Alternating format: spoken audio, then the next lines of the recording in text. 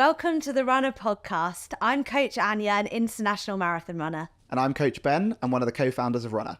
Each week, we'll be deep diving into the world of running, speaking to some inspiring individuals about their running journeys.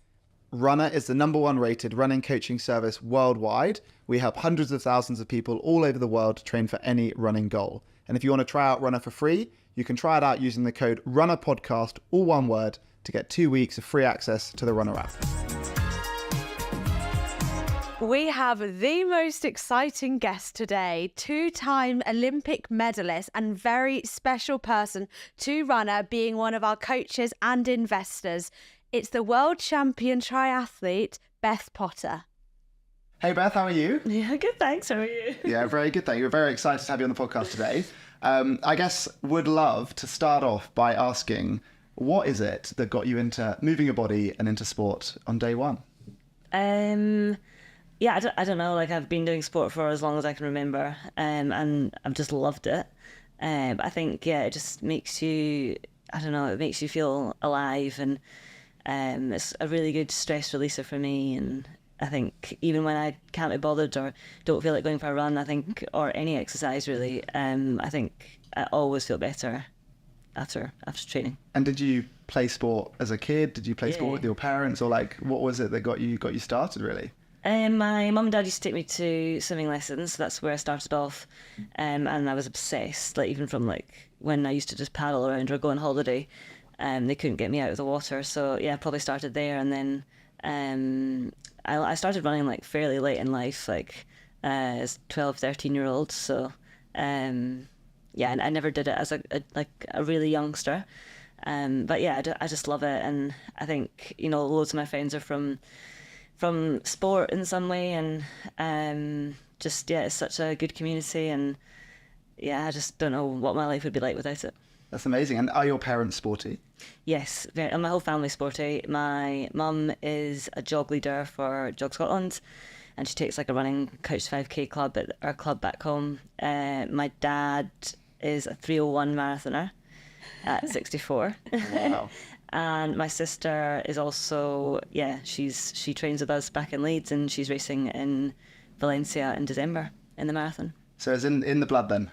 Yeah, we're all obsessed. Yeah. So do you think it's more almost genetically in you, or do you think it's the environment that you've grown up in and now made almost your friendship groups and your lifestyle that leads you to be where you are, or a combination of both? I don't know. I think, you know, we're the kind of family that if you come and stay, expect to be doing a 5k in the morning that you get up. So, yeah, definitely just, we love it all. We all love it, and yeah, we do it most days. So, yeah, and I think it's good. So were you a competitive swimmer when you were a child, or what point did your running and your swimming turn into, you know, trying to be competitive? Yeah, so I competed for Northern Bearsden, which is from where I'm from back home in Glasgow, and I was a 200-metre backstroker. So I did freestyle, but I was more kind of in the backstroke kind of area. And yeah, I loved it. I competed at nationals, and like I tried really hard, but like the best I would ever do was like second or third at nationals, Scottish nationals, not English nationals, because that was way more competitive. Just FYI. But yeah, I really, really enjoyed it. And then when I was entered in a race at school when I was in primary school, we had to do this race at the secondary school, and I hadn't run before, but I was quite fit from all the swimming, and I went to do this race and I won. And I wasn't like elated at the end from winning the race. I was upset because I'd swallowed a fly, and I still remember that. Like I was crying because I'd swallowed this fly, and thought I was going to be sick, and I was like, "Dad, I've swallowed this fly." And he's like, "But you just won." I was like, "Yeah, but the fly." So yeah, like I didn't, and then it took a couple of years for me to kind of get into it from there, and you know, joined City of Glasgow, which is no longer exists anymore. And yeah, I just loved it. I had a really good group of girls to train with, and yeah, got success really quickly. You know, I was only in the sport for like a year, and I was already making like junior GB teams, and like very quickly I realised that I was a lot better at this than I was at swimming, but you know, kept the swimming up, and probably as the running kind of took over the swimming, I would just use it for fitness at that point. And then when I went to university, the swimming kind of just petered out completely, and I just I just did running. Well, I have a theory that people who swim when they're younger are really successful. Like I didn't realise that swimming when you're a kid is such hard work, and it's like double days from the beginning, and you're constantly tired and you're really fit. And I think that sets runners up really well. That everyone that I know just has this really good work ethic when they started out swimming. Yeah, I mean, swim training is hard. Like it's early mornings, and I was like, when I look back and see what I did around like a whole week at school, like we were getting swimming, running, music. It was just full on guides. I just had a great social life when I was at school. But yeah, I think it is hard because you've got like, you know, hours in the pool every day, like, you know, anywhere between 2 and 4 hours swimming up and down a pool. It's a lot. For a kid.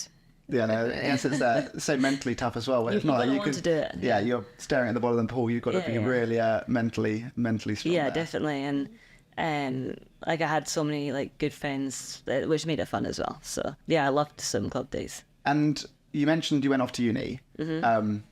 I guess an interesting kind of side note that probably most people don't know is you go on to become a physics teacher. Is that right? Yeah. So what did you study at uni? So I went to Loughborough mainly because the day that I went to look around, everyone was out playing sport, and I was like, yeah, this is the place for me.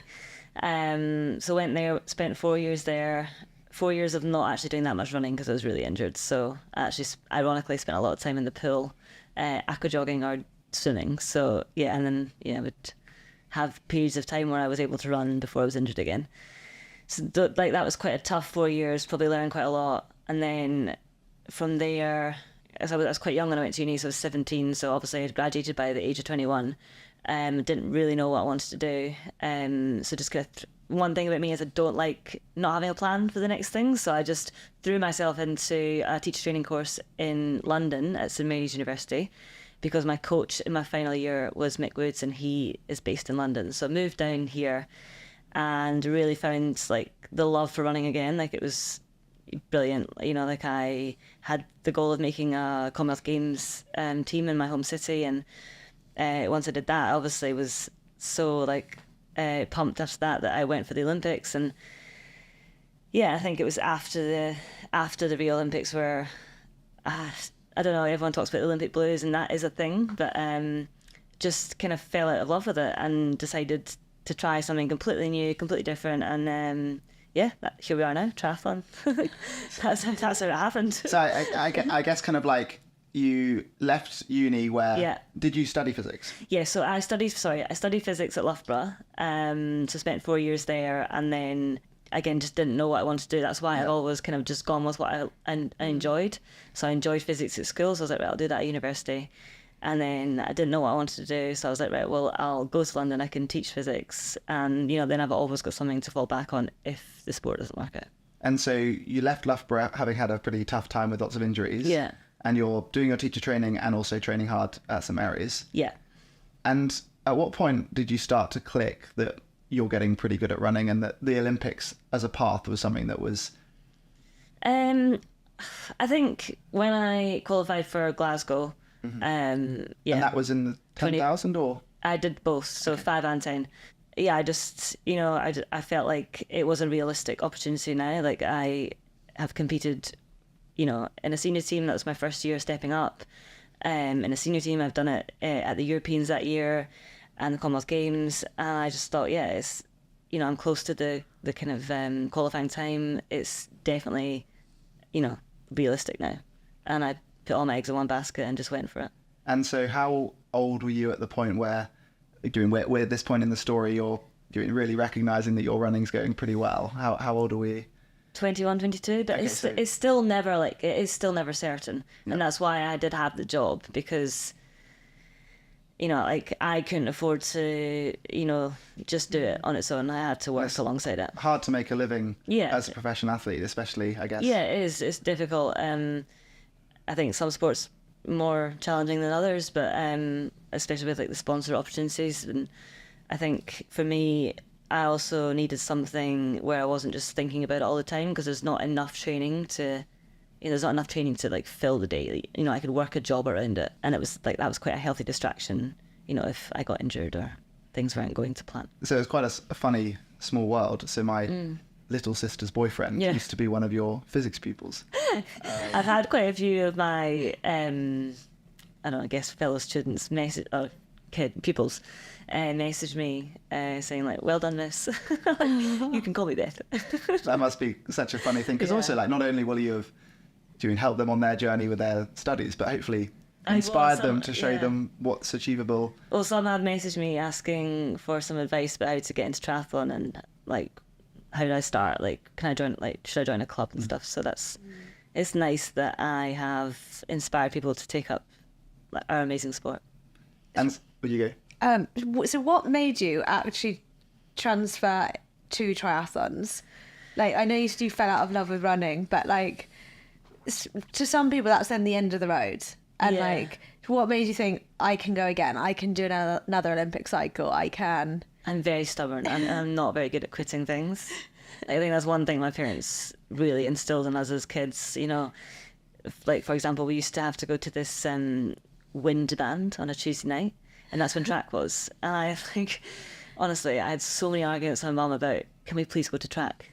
And she, no, you got to go to wind band. You got to have like a full curriculum of activities. Wind band. As in wind band, playing like the trumpet and stuff like that. So I played the clarinet and the saxophone. Okay. My sister played the flute, and we'd have to go 3 hours on a Tuesday night. And all I could think of was, I just really wish I was at track. Although presumably that's quite good, like VO2 max building. Yeah, no. A bit of lung power training, right? Yeah. But honestly, we just counting down the days that we could go to track on a Tuesday night, and finally wore my mum down enough, and she was like, right, okay, you can go to track. But we already did running on like a Saturday and a Thursday, so she was trying to get us to do everything. And I guess like you did all of this swimming as a junior and through uni, and you did all your running. Did you do any cycling? No, I didn't even have a bike. I had a fixie that I used to sometimes cycle to work if I was ready in time. So when did you start cycling? The 8th of January 2017 or something. Because you decided triathlon was going to be your new sport? Because I'd moved to Leeds, and so and you needed a mode of transport. Yeah. Well, I needed a bike because I was doing the training now. So. And training for triathlon. Yeah, I literally moved and was like thrown at the deep end. Like. So you committed to triathlon as your sport before you had a bike? Yeah. And you didn't know if you were any good at it? I also quit my job because I had to give half term's notice. So I quit my job before half term, before I'd even gone up to Leeds to try it. So you're a runner who's fallen out of running, who's a physics teacher, who decides that triathlon's your new sport, doesn't have a bike, no bicycle. No bike. I bought a bike in the December before I moved to Leeds in the January. And did you know that you were good at cycling? No. You just hoped? I was like, just give it a go, it'll be fine. It'll work out. And did it all go perfectly to plan? No, there was lots of tears. Many tears, actually. But I always just thought there was a little, like, I could see a little glimmer of it. I was like, I think I could be quite good. And I've got, like, really good people looking after me here who I don't think would help me out if they didn't think I was going to be good. So. And do you love cycling now? It's one of my favourite things to do. I might actually love it more than I love running. Could you rank the three? Running, cycling, swimming. Running, cycling, swimming. You realised swimming was the thing you started with? Yeah, I just think where I live in Leeds is just, you've been up to see it. It is beautiful. Like we have such good routes on our doorstep, and I've got like great groups to ride with, and I just love seeing the world by my bike. It's great. So many athletes have moved to Leeds recently. Yeah, it is like an amazing part of the country. It's definitely home for me now, and yeah, I just love it there. And so the reason why you moved up from Twickenham up to Leeds was because that's where the Leeds Talent Hub is and where everyone who trains for triathlon is based. Is that right? Yeah, I mean, it's kind of split between, I guess, Leeds and Loughborough now, but yeah, I think well, I mean, probably still is now. You know, we've got like some of the best athletes in the world that train out of Leeds, and you know, some like the Brownleys, for example, like they put Leeds on the map. So I think it's a great place to train, and there's so many options on our doorstep. Because I saw through the Paris Olympics, Yorkshire ranking higher than almost every other country. Yeah, I think I was actually down as the Scottish. Oh, so you weren't included in? I don't think so. Oh, would you have wanted to be on the Yorkshire count? Probably should stick to my roots, shouldn't I? I saw a similar thing for Loughborough. They were like, if Loughborough University was a country, because they've got so many international students as well, Loughborough, it would be one of the top performing medal countries. Wow. Yeah. So kind of we've moved up to Leeds and you're giving triathlon a go. You've got your bike and starting to... When did you start to see success in triathlon? I think... So I didn't do many triathlons in my first year just because I needed to do some training sort of thing. So I probably only did about 4, but I had qualified for Commonwealth Games like on one of the categories, like maybe the B or C category. So that was for the following year. And my swimming was like almost there, but I just would find that I would get dropped from, I'd get dropped from bike packs and I'd go from like maybe first pack all the way back to like 4th and 5th pack. I couldn't seem to hold a wheel and I didn't have the muscles and the power to do it. And then I would be able to run, but I'm not at the front of the race at that point. Like I'd have the quickest run split, but there's not much point if I'm catch up. Yeah, it's not much point if I'm a minute and a half behind. So it was quite clear where I needed to make improvements. But I think the first kind of little bit that made me realise that I could be quite good at this was probably 2019 when I won the European Champs. So and I think that was like kind of the starting block, really. And what did you do to bring your bike into a place that you could win the European Champs? I think it was just, consistent training. And I think from there to now, what I've really focused on has been, group riding and the kind of more skill-based stuff. Because I'm strong enough, it's just I didn't have the exposure as a kid when it's a lot easier to pick up skills, skills like swimming and I guess, cycling because it's more skill-based than a lot of other sports, but just being able to ride in groups comfortably and, in close proximity and just finding ways that makes it as easy as possible to get round without, ruining your legs for the run. So it was almost more of like building up the skill of the cycling than the fitness in the legs. It was more about cornering and getting close to each other and getting comfortable. Yeah, exactly. Just being like comfortable with my bike and being able to kind of throw it around a bit. And also something we worked on really hard in the last couple of years is the tactical side of it because, obviously going into the Olympics this year, I was a massive target as, someone that people wanted to get rid of for the run because you don't want to be coming off as one of the quickest runner in the field. So we really looked at that and how to kind of, it sounds silly, but how to like spot when attacks are going to happen and where to position yourself. And that's been really, really good for me and that really helps this year. And I guess kind of like, I mean, I can resonate with this bigger level of triathlon and doing my Ironmans as well, and I guess you as well, yeah. How have you found, I guess now you've got 3 sports, to diversify your, I guess, like emotional attachment to exercise? And do you might get a little bit of a niggle on the run and you can focus on your cycling and your swimming. Yeah. How do you find mentally having 3 sports compared to when you just had the one and you were all focused on running? I really enjoy it because I think, if you're injured, at least the cross training that you're doing is relevant to your sport. So it's not like, if you're injured on the run and you're a runner, obviously the swimming and the biking helps. But now if I do that, I'm doing a bit more swimming and a bit more biking. That's obviously going to improve my overall triathlon. So I think it really helps keep it varied for me. And I just enjoy like doing my 3 different sports with different people and just it's good, it's different. Yeah, I'm clueless about triathlons, but I'm like trying to absorb knowledge. I was shocked, you don't have to go into details or anything, but like of how little running like pro triathletes do, like compared to marathon training. Like, did you find that weird suddenly like doing far less running, or are you happy? I mean, I think everyone's different. Like I definitely do on the lower end of what triathletes do for running. What would be your because typical... it's a skill you have. Yeah, like I mean, probably like 35 miles a week. A lot of it is like quality work. And is that because you don't need to do as much volume because you're on the bike and doing on the swim so much, so you can do more at intensity? Or I think I'm just like, I am a natural runner. That, like when I'm running fast, I feel like I look quite good doing it, as opposed to like, doing slower runs. I find that quite tedious. So I tend just to kind of do the quality rather than quantity.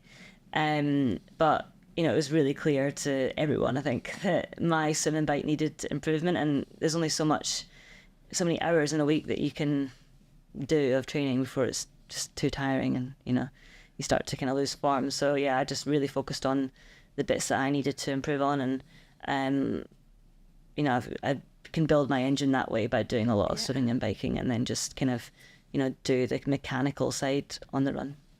And I guess you mentioned that part of the reason why you wanted to work as a teacher was to give you almost like a mental outlet outside of exercise. Obviously, triathlon takes a bit more time to train for than running, so maybe that's why you can't work at the same time.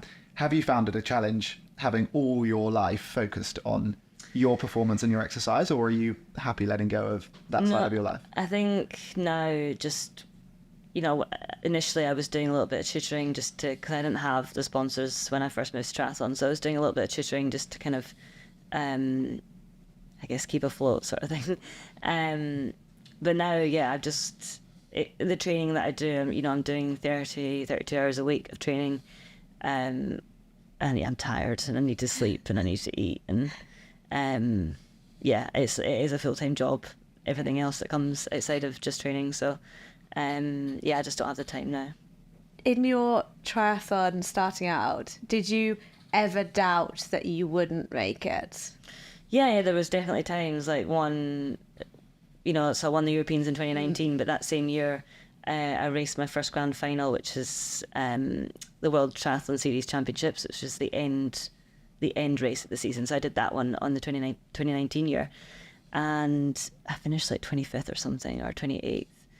And I just remember being like shocked, like, oh God, like this is not going to be easy. And I just remember thinking, like, being a bit scarred actually, coming back from Lausanne and being a bit like, I'm so far away from being at the top here. And I was like, I don't know if I can do it. I don't know if I'm going to be good enough. Yeah, that was like a real like moment for me, like, have I made the right decision here? And I guess like you do get that. You mean you become the world champion at triathlon? Yeah. Was that like becoming the world champion, being the best in the world is success, and anything less than that is not success? Or like, what were you working for? Were you just enjoying it and seeing what you could do? Like, what was the thing that was driving you? So last year when I won the world champs, that it was not on my radar at all. Like, I thought I could win a World Series last year. I probably thought I could win a World Series the year before, but I didn't. So last year was the first year that I managed to do that. And then they kind of came thick and fast that year. Like, I'd won, by the end of the season, I'd won 4, and I was like, okay. But my whole goal for last year was just to qualify for the games. And then to win both of the races that I had to be top 3 in and win the world champs, I was like, wow, okay. That was not what I was expecting at all. So yeah, I think as athletes as well, it's always never enough. Like, well, certainly for me, there's always something else, and I think that's almost a downfall of kind of being a professional athlete. It's like there's always something else around the corner, and there's always another world championship series that you can win. I guess you're the world champion, and there's the Olympics next year. Yeah. And I guess like you mentioned it with doing bike tactics. Like, how did you feel going into Paris, knowing that you were the hot favourite? It was like a lot of pressure, quite stressful. A lot of sleepless nights. Yeah, it's not been like the easiest of years, to be honest, to deal with it all, with the pressure and just everything, the expectation that comes with it. It's been really hard, and but one thing I can say is, like, I really enjoyed the journey this year and the last couple of years, but especially this year, it's been like amazing, and I've had like my whole team has pulled around me, and it's been really good. And on reflection, did you enjoy the Olympic Games? I did. It was a much better experience for me than Rio. Really? Yeah. How was the relay triathlon? Because there's obviously nothing like, well, I guess there is the 400 meter relay and things in running and 100, but yeah, that seems like so much fun. Yeah, no, it is good fun. I've been last leg before, but not in like a team like that, and also with the kind of pressure of that, so that was a lot. But yeah, it's a great atmosphere, and I don't know, I think you find a little bit extra. I don't know why, but I think maybe because your teammates, you've seen your teammates lay it all out, and you just find that little bit extra, because even in that relay, I got detached. I was maybe 3 seconds behind the two girls, and then I found something from I don't know where, because it's very difficult to run yourself back on when you've been dropped like that. Yeah. And the fact that, you know, it's like one of the best races to watch in the whole Olympics, that, you know, you do 80 minutes of racing and it comes down to less than a second between the three of you. It was really exciting that, and hopefully, you know, like inspiring lots of kids to take up triathlon. And I had so many messages from people saying that it was such a brilliant race and they really enjoyed it. So to put triathlon on the map and to have it like be such a close race was really good. You should have heard the office screaming downstairs. And obviously it came to a photo finish. Yeah. Did you know or have a feeling, or did you have to wait to see the outcome? From my side, it did look like I had it, but then obviously the camera was on the other side. It was close. I mean, it was like what Noah Lyles won the 100 meters by. You know, there's nothing in it. Does it? I mean, going back to like almost doing what you're working towards and like what you deem success for, like, does it almost feel crazy that like potentially like your happiness or so many different things are depicted by a photo and like someone else that's completely out of your control? Yeah. Like, how does that affect you mentally? Or are you at peace with that? Or yeah, I mean, I think you can like be upset about it or sad, but at the end of the day, you know, if you actually, and this is what I've been thinking since the games, if you think about how many people actually come home with a medal from the Olympics, it's like a really small number. Absolutely. And I guess, you know, we probably should talk about what's next to you, but it's not one, but it's 2 Olympic medals. It is. Do you want to hold them up for anyone watching on YouTube? Yeah. We have 2. So this is my relay one. It's in a bit better shape than my individual one. It's been a bit manhandled. And that's too much celebrating in Paris. Too much, yeah. And so you were just telling us beforehand, but what's in the middle of the medals as well? Yeah, so this bit here is part of the Eiffel Tower, which they kind of, when they were refurbing it, they melted it down and they put them in the medals. So it's like one of the best souvenirs you can get from Paris. I think and I got 2. That is pretty bloody cool. Yeah. And they've been by your side, going everywhere with you since? No, I was meant to take them to the last super try in the States, but I left them in at home. So you had the Spaniels guarding them? Yeah, I did. Yeah. Charlie was on guard, but no, I'm taking them everywhere with me now. Amazing. Because everyone wants to see them. So. I would say they should. I think it's amazing to see an Olympic medal in the flesh. Never touched one. I guess one thing that you've done since the Olympics. Yeah. Let your hair down and go straight to see Taylor Swift. Yeah, that was very good. I hadn't initially planned to do Boston Super Try, so I was only doing Chicago because of Taylor Swift, and I ended up doing both, but it just flew back, especially for Taylor Swift, and it was amazing. If Taylor Swift is listening, I want her to know that. Yeah, I know. I wish she knew I was in the crowd that night.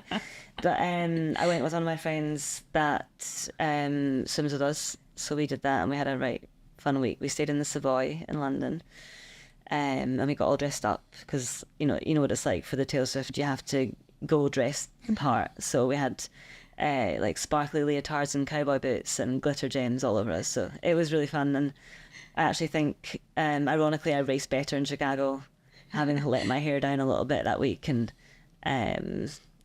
just had a bit of fun and did some normal things. Just relax after a pretty intense. Yeah, I actually thought I thought throwing myself back into training and like my normal was going to be what I needed, but turns out it wasn't. So. And I guess you mentioned after Rio, kind of post-Olympic blues. Yeah. How have you felt since Paris this time around? It's actually been a lot worse than Rio. Oh. Yeah. It's it's been really hard. Just the feeling like I wasn't enough. I know that sounds silly because I got 2 bronze medals, but just I find it difficult to explain it, but just feeling like really like almost like a bit depressed. And I feel silly saying that because I've got 2 medals, so I need to like look at the bigger picture. But it's just when everything was just geared around one race for the past like 7-8 years. Yeah. And you maybe don't get the result that you like really, really wanted, but you still have a medal. So it's like a little bit bittersweet, you know. It's kind of hard, but I'm coming. It's getting better. Like every day is better. It's not like I'm on like the roller coaster as much anymore. Yeah. But it's just, yeah, I feel like it's just hard. You're more than enough for us, so we couldn't be any prouder of you. I know. I'm like, people keep reminding me, like, you've got 2 bronze medals and you're world champion. I'm like, yeah, you're right. And it's like the percentage of people that, you know, get the gold. And yeah, I'm not ashamed to say that. I wanted the gold, but you know, it's so hard. Yeah. And just the pressure, and it's just, yeah. And so obviously you finished and went out to do some races in America. Yeah. Are you going to calm it down for a bit? Have you got more races coming up? Like, what are you going to do to keep you busy and focused on? Still got quite a full calendar. I'm racing the Super Tri in London this weekend, which I'm excited about, home race. And it's a good one because we swim in the dock in Canary Wharf, so it's really fun. Oh, that would be nice for Yeah, and the home crowd's always really good. And then I've got a couple of World Series races left, and then just the end of the Super Tri season. And then I am out of office. Good.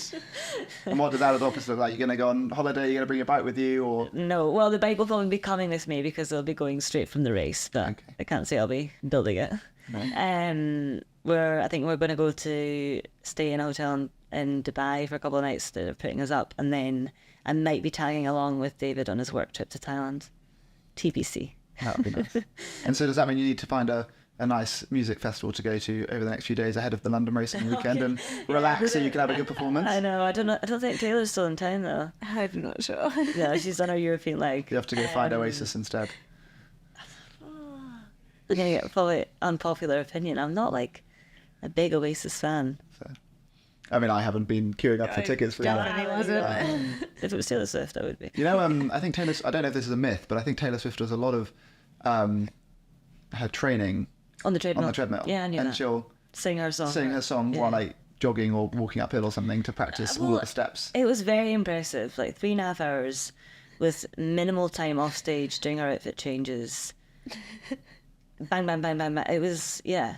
It's a performance. What do you reckon's harder? 2 bronze medals at the Olympics or Taylor Swift performance? I think it's a close call, you know. I mean, our event's only 2 hours. And I've not done 100 triathlons in the last... Well, you don't. 18 You did months. come close. You did quite a lot. Yeah, I've done quite a few. The last couple of years I've done less. But yeah, I think, it's very impressive. Because it's like a performance. And she's doing that night on night on night. It's impressive. Well, there we are. We're going to send ourselves off to Steph, who's going to come in with our coaching tip of the week. My top tip today is on easy running. Easy running will make up most of the volume within your training plan, and it is exactly what it says on the tin, nice and easy. A good measure of making sure your easy run is at the right intensity is by making sure you can hold a conversation during these runs. These runs are really important for improving your endurance and helping you to recover for those faster, harder sessions. Thank you very much for that, Steph. So we have our discussion to talk through, and today's is, what are your top 3 must-dos on race day morning? I think you'll be a good one to comment on this. Well, we can both share what we like to do. So I'll let you have time to think of yours. Mine would be getting up early and having a coffee straight away. Partly because I like coffee, but also gets the toilet one going.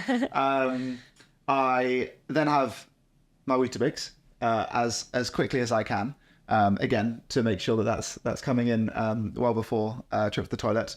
And then relatively, I like to get to the start of wherever we're going on or whatever I'm doing, whether it's a marathon or triathlon, as early as possible, so that way there's as little stress, as little things that can go wrong as possible, and try and almost get myself into the starting pens nice and early. Make sure I've got my GPS on my watch ready, make sure I've done all those little things so that there's as little to worry about as possible other than going around and running, cycling or whatever I'm doing that day. What about you? Any things that you like to do on race day? Yeah, it's usually very, very samey. But if it's like a kind of midday race or afternoon race, I'll usually get up and go for like a jog or a spin, usually a jog, for like 10, 15 minutes. I will eat the same thing, which is rice mixed with yogurt and banana and honey, which is a bit rogue, but it is just easy on the stomach and yeah, usually don't have any problems. And get a good playlist in Nice. to like kind of distract me and I don't know, I guess like take me somewhere else and not think about the race. When did you first mix rice with yogurt? I've been doing that for a while now because you get like the protein from the Greek yogurt as well, so there's a bit of... But the first time you had yogurt on rice, did you not think this is strange?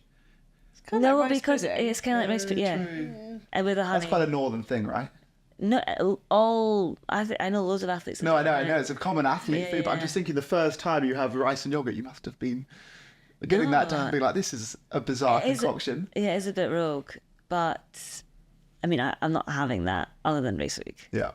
Okay. I'll just Have say you had rice for breakfast before? No, but I know Phil Testament has like rice pudding. Yeah, it's just Yeah. easy. Yeah, no, I know it's quite a It's common. calorific yeah, yeah. and yeah, it's like a must for me. Nice. And if it's an evening race, I'll have 2 lots of it. You know, I've got rice and probably more rice. Wow, that is absolutely crazy. Yeah. Well, we're going to come on to our this or that. So present you 2 options, which are, Okay. and you're going to pick between them. So first up, would you rather? You've almost answered this already, so we'll see. Never ever swim ever again, or never cycle ever again. Never swim. See? What about you, Anya? I'm going to never swim. Yeah. I'm never swimming. Yeah. Right, we're land animals by the sound of things. So number 2, would you rather never ever be able to listen to Taylor Swift ever again, Okay. or you have to wear a swimming cap every day for the rest of your life? I'd wear the swimming cap. No. Yeah. You're sitting here right now just swimming. That's right, yeah. Don't know if it looked good on Instagram. No, it would be interesting. You might be more viral. The woman who always wears a swimming cap. Yeah. Does that mean I can still listen to Taylor Swift? Yeah. Yeah, definitely. With a swimming cap on. Yeah, definitely that one. You'd have worn your sequins and your boots to see Taylor with a swimming cap. Yeah, but I could get one that looks like hair. You mean like a wig? Well, no, I could wear the cap and I could put hair on top, right? Yeah. What you mean? So you put your hair under your cap and then you put a wig on top of your cap? Yeah, but you didn't specify that. I feel like you've got to expose the swimming cap because you wouldn't wear a swimming Okay, cap yeah, to Oh, well, a I'll still pool. do that. Okay. But you could put a bike helmet on top of this. Yeah, you could wear. It'd probably be more aerodynamic. It might be the. Yeah, I'd definitely do that. Yeah. Okay. What about you, Anya? I'm not listening to Taylor Swift ever again. I like Taylor I like Swift. Taylor Swift to wear a Yeah. lot, but I would rather not wear a swimming cap. Same. I can't believe that. I thought that was the most obvious pick, not to wear a swimming cap. Nah. Side note, I went swimming in Barcelona last week and I didn't bring a swimming hat and they said we needed to wear a swimming hat. And so they went to Lost Property and they literally got me an old man's like pair of trunks and I had to put it on my head and tie it with a hairband to be allowed An to old swim. man's swimming cap. It was a pair of trunks. It was, You wore an old man's trunks on your head. and I had to tie it with. And it was like the material of Gross. trunks, not a swimming hat either. It was so bizarre. How was okay? that productive? Yeah, it came off every single stroke, but they made me wear it. Because they didn't want your hairs in the pool. Well, I don't know, but I think it was more. They're very funny like that in But Spain, then they also actually. do like nudist swims, and I was like, well, you can't do Wait, both. do the nudists have to wear a swimming cap, or are they just No. naked? I actually don't know. Because I feel like that'd be quite strange. if Maybe you they got- were naked because you had the trunks on your head. It would be quite bizarre to have the cock and balls out and then a swimming cap on. Like, just a really odd combo. Oh no. Anyway, Sorry. back to it. Final one. Mm-hmm. For a triathlon, would you rather do it on a fixie bike? So fixed gears, one gear, can't change gear, or have to wear your carbon shoes for all 3 legs. So you've got no clip-on shoes and you have to swim in your carbon shoes. Fixie. Fixie. Yeah. Nice. Yeah. That's an easy choice. Yeah, that was easy. Even if it was a hilly one in Yorkshire. It's one less thing to think about. No gears.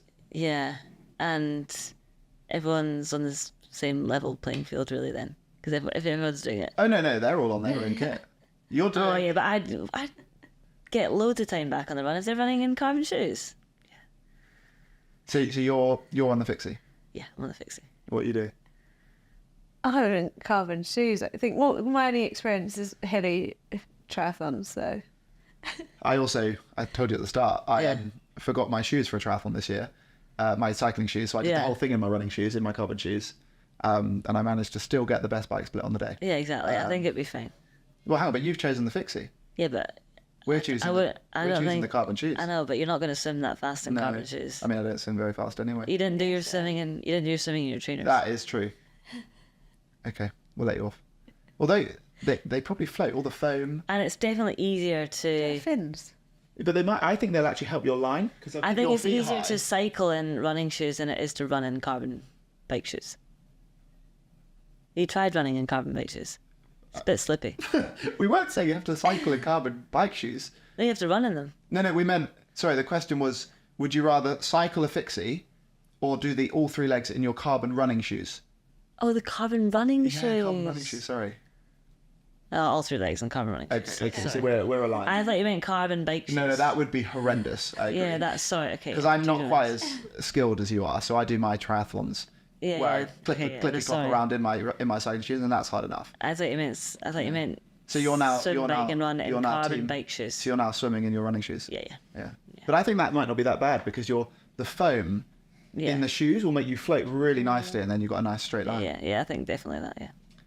Nice. Try it. Do you want to share the embarrassing story of the week? Yes. So we have an embarrassing story sent in. So our runners will be sending in our embarrassing stories. So guys, if you want to send in one for future episodes, send them to podcast@runner.com. Send us a voice note on Instagram, and we can read them out in future weeks. And Beth, have you got any embarrassing stories you want to share? No. No. Okay, we'll let you It's off. probably been shared already. Okay.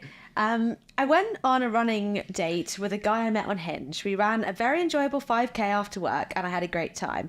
Once we finished, we went to the pub for nearby pints. Conversation and drinks were flowing.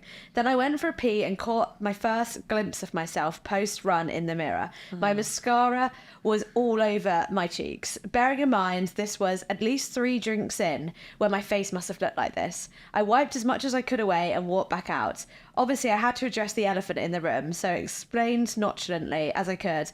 I couldn't believe you didn't tell me I had mascara all over my face. To which he replied, "Oh no, don't worry, it wasn't that bad. I honestly barely noticed. It was only a bit here, here and here," pointing out basically every spot that covered my entire face. I now have to make sure I only ever wear waterproof mascara for every occasion, even if it's just going into the office. Oh yeah, no, for sure. That was a schoolboy error there. Always waterproof mascara. Wow. We've done that. I have been on a first date and a run at the same time, but I also don't have to think about my makeup, which is quite convenient. Yeah. Yeah, race day Waterproof makeup's mascara. serious to think about, yeah. We don't really do that in triathlon. Yeah, true. The only thing I do is put my brows on. Did you wear And my makeup hair. for the Olympics? No, but I always do my hair in a certain way. Okay. And I usually put like gel through my brows. You- Like, so they look darker. Nice. Have you... And fake tan, sorry, I do that as well. Anna, do you have a fake tan? Never. It's quite funny. It's quite funny. Annie will go home on a Tuesday and turn up on the Wednesday morning at the office, and she's been on a 2-week vacation. Yeah, do you get the jokes as well? I get the jokes. I all the get, time. but like, yeah, being like, oh, was it sunny last night in London? Annie, have you been on a running first date? Yeah, plenty. Yeah. And do you wear waterproof mascara, or have you made the same mistake? Well, I've had race photos where I've got like makeup down my face, but your triathlons is harder because I'm like, okay, I've got to do like dye my eyebrows. I've got to put fake tan on, like, so it's like permanent. It's hard being a woman. Yeah. Right, do you want to go with the final question of the day? One final question to round this off that we ask all of our guests. So you are naked on the start of your next running race. We'll do a running race, and you can only bring 3 things with you. What are those 3 things? We'll call it a marathon. I'm going to say a leotard, because that's one. She's smart. She's a triathlete. I'm going to say my Garmin Nice. and my carbon shoes. I'll No, go with those socks. I guess you definitely don't need socks as a triathlete. Yeah, I don't need socks. No sunnies? No. I think that's pretty good combo. That is a good- I think that's your combo, isn't it? Carbon Yeah, shoes. No, after- are you smartwatch? Yeah. Yeah. Oh, wow, there we are. You've optimized it. Yeah. And I went leotard as well, so I don't have to use 2 crop top shorts. Yeah, we've had people turning up in sports bras completely naked in the bottom half, but you've worked it out. Yeah.